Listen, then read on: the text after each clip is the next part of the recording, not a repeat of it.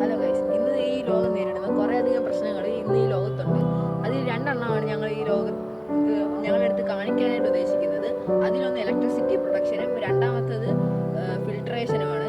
അത് നമുക്ക് ഇന്ത്യയിലാണ് പല സംസ്ഥാനങ്ങളിലും വെള്ളത്തിൻ്റെ ക്ഷാമവും ഈ വെള്ളത്തിൽ നിന്ന് പകരുന്ന അസുഖങ്ങളും കണ്ടുവരുന്നുണ്ട്.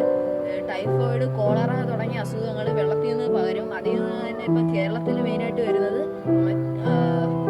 അമീബിക് മസ്തിഷ്ക ജ്വരമാണ്. നമ്മുടെ പ്രൊജക്റ്റിൻ്റെ രണ്ടാമത്തെ ഗുണമാണ് ഇലക്ട്രിസിറ്റി പ്രൊഡക്ഷൻ. ഈ ലോകത്ത് 1% താഴെ മാത്രം ശുദ്ധജലമേ ലോകത്ത് മൊത്തം ജലസ്രോതസ്സിൽ നിന്ന് കാണാൻ കഴിയുന്നുള്ളൂ.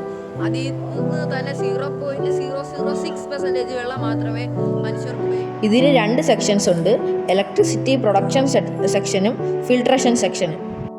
ഞങ്ങളൊരു പമ്പ് ഉപയോഗിച്ച് ഇതിനെ ഫിൽട്രേഷൻ സെക്ഷനിലേക്ക് കയറ്റുന്നു. 3 ടയർ ഫിൽട്രേഷനിലൂടെ അരിച്ചു വരുന്ന വെള്ളത്തിനെ UV ലൈറ്റ് സെക്ഷനിലേക്ക് കൊണ്ടുവന്ന് ജെയിംസിനെ ഡിസ്ട്രോയ് ചെയ്ത് ഫിൽട്രേഷൻ സെക്ഷനിലേക്ക് വിടുന്നു. അവിടെ നിന്ന് ഇലക്ട്രിസിറ്റി ഉണ്ടാകുന്നു.